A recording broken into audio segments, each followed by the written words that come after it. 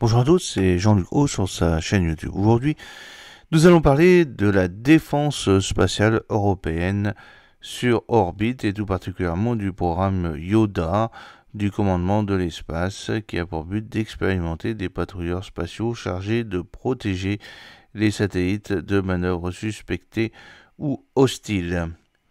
Depuis l'attaque contre le satellite KASAT au début de la guerre en Ukraine, l'espace s'impose comme un lieu d'affrontement à part entière. Dans la foulée de la France, qui a créé son commandement de l'espace, l'Europe tente de bâtir sa souveraineté orbitale. L'invasion de l'Ukraine par la Russie a débuté par une attaque invisible. Dans la nuit du 23 au 24 février 2022, le réseau satellitaire KASAT, opéré par l'entreprise américaine Viasat, est frappé par une cyberattaque. Des dizaines de milliers de modems au sol, utilisés pour les communications civiles et militaires, sont mis hors service. En paralysant cet accès à Internet par satellite, la Russie désorganise les capacités de commandement ukrainiennes, coupe les flux d'informations et sème la confusion dès les premiers instants du conflit. Cette offensive illustre à quel point l'espace est devenu un théâtre d'opération où se jouent des équilibres militaires et civils. L'ensemble de nos sociétés repose aujourd'hui sur des systèmes spatiaux omniprésents et pourtant peu visibles. Détaille Philippe Steininger, conseiller militaire du PDG du Centre national d'études spatiales, le CNES. Géolocalisation, communication mobile, opérations bancaires, tout cela est géré depuis l'espace par quelques 10 000 satellites actifs, 10 fois plus qu'en 2010.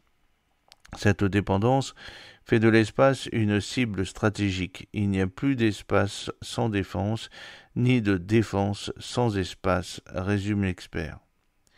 Rien à voir avec l'époque de la guerre froide entre l'Est et l'Ouest, où l'orbite terrestre était le lieu d'observation à distance réservé aux renseignements stratégiques. Les satellites survolaient les missiles balistiques et les arsenaux nucléaires, explique Xavier Pasco, directeur de la Fondation pour la recherche stratégique. L'espace était presque sanctuarisé car la neutralisation d'un satellite d'observation aurait été perçue comme une escalade majeure. Ce statu quo cesse lors de la première guerre du Golfe en 1991. Les États-Unis utilisent massivement les satellites pour la détection de tirs de missiles, les communications tactiques, le guidage de munitions. L'espace se met au service du champ de bataille, ce qui en fait un terrain d'affrontement possible. Dans la foulée, les États-Unis lancent leur révolution des affaires militaires fondée sur l'intégration massive des nouvelles technologies de l'information et de la communication dans la conduite des opérations armées. Il s'agit de maîtriser toute la chaîne de données issue des satellites.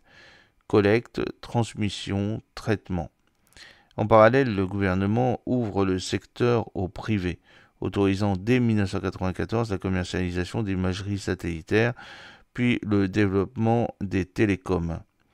Dans les années 2000, à mesure que les technologies progressent et que leurs coûts diminuent, des gens venus de la tech comme Elon Musk ou Jeff Bezos comprennent que le spatial devient accessible et que ses usages se connectent à l'économie de l'information. Ils se lancent. Tout accélère avec l'émergence d'entreprises comme SpaceX qui va transformer les satellites en plateformes de services civils, commerciaux et militaires, conclut Xavier Pasco. L'exemple de Starlink, une constellation de satellites développée par SpaceX pour fournir un accès à Internet partout dans le monde, est emblématique durant la crise ukrainienne.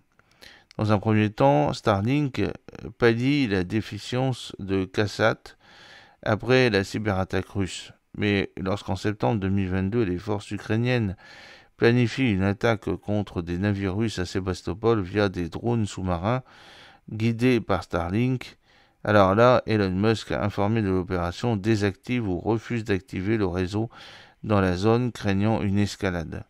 Cette nouvelle donne pousse les États européens à reconsidérer leur autonomie stratégique spatiale. En France, la prise de conscience s'affirme en 2019 avec l'élaboration d'une stratégie spatiale de défense par le ministère des Armées.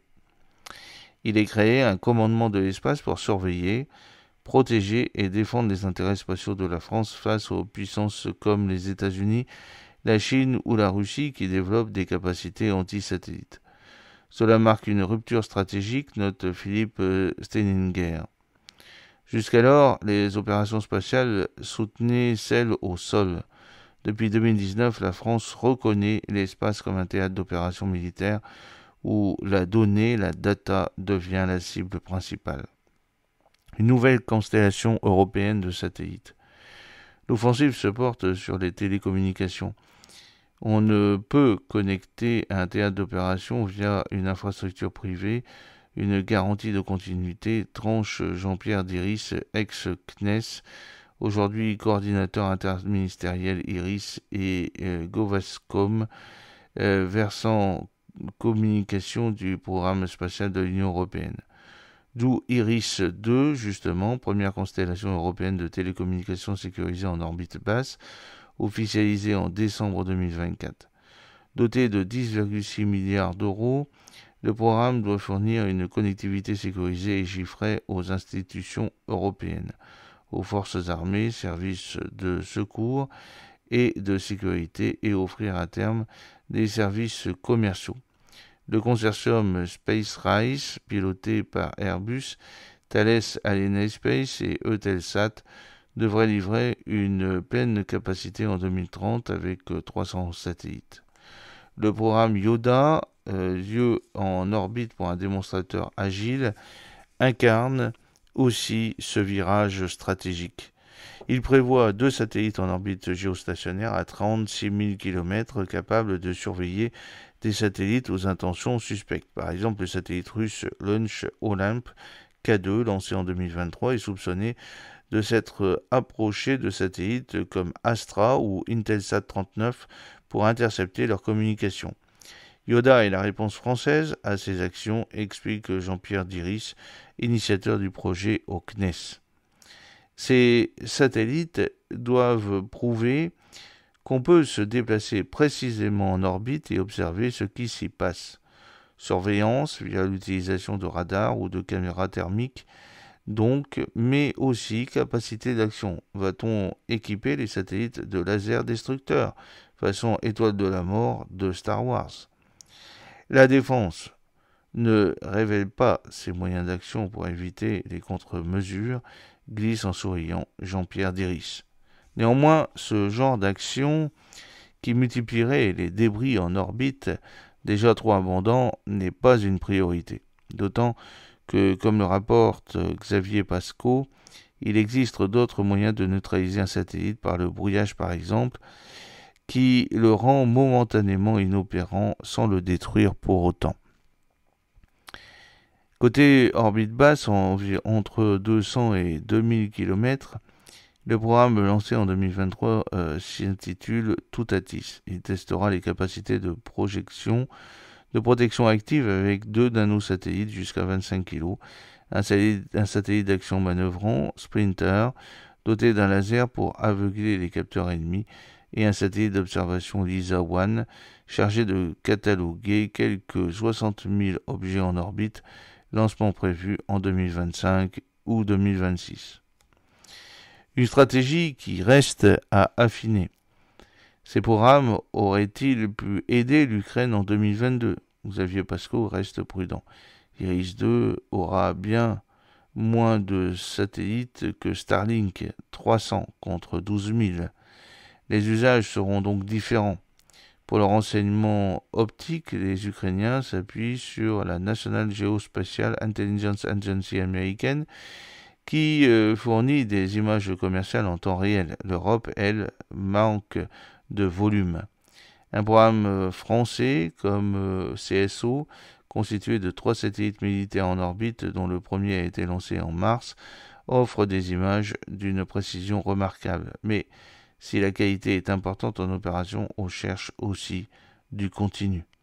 La stratégie reste à affiner, mais un consensus se dégage depuis la crise ukrainienne, la nécessité pour l'Europe de disposer d'une vraie souveraineté dans l'espace. En France, nous en sommes conscients depuis longtemps, mais certains de nos partenaires européens ont douté. Avec la crise ukrainienne, ces doutes s'estompent. Ça va nous permettre d'avancer, conclut Jean-Pierre Diris. Alors, il y a aussi répondre à une attaque dans l'espace. C'est une partie de risque, mais en version spatiale et de dimension XXL, qui s'est déroulée à Toulouse du 17 au 28 mars. Astérix, c'est un exercice spatial militaire organisé donc chaque année par le commandement de l'espace. L'édition 2025 a réuni 170 participants, dont 24 étrangers de 11 pays différents, civils et militaires, au cœur d'une stratégie de scénario virtuel.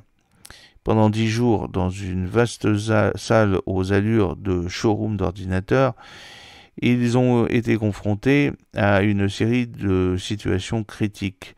Brouillage, cyberattaque, manœuvres suspectes de satellites regroupés en 18 événements hostiles et impliquant 4000 objets spatiaux. Un scénario très dynamique et inconfortable pour les opérateurs, les a poussés à explorer leurs limites, précise le ministère de la Défense. Objectif, s'entraîner à identifier les menaces en orbite et à protéger les infrastructures sensibles, civiles comme militaires. Cette année, l'accent a été mis sur les liens entre les différents milieux, air, terre, mer et bien sûr l'espace. J'espère que cette petite vidéo vous a plu. N'oubliez pas de cliquer sur le pouce pour la promouvoir, de vous abonner si ce n'est pas encore fait, de partager cette vidéo sur vos réseaux sociaux. À très bientôt. Fidèlement, Jean-Luc O.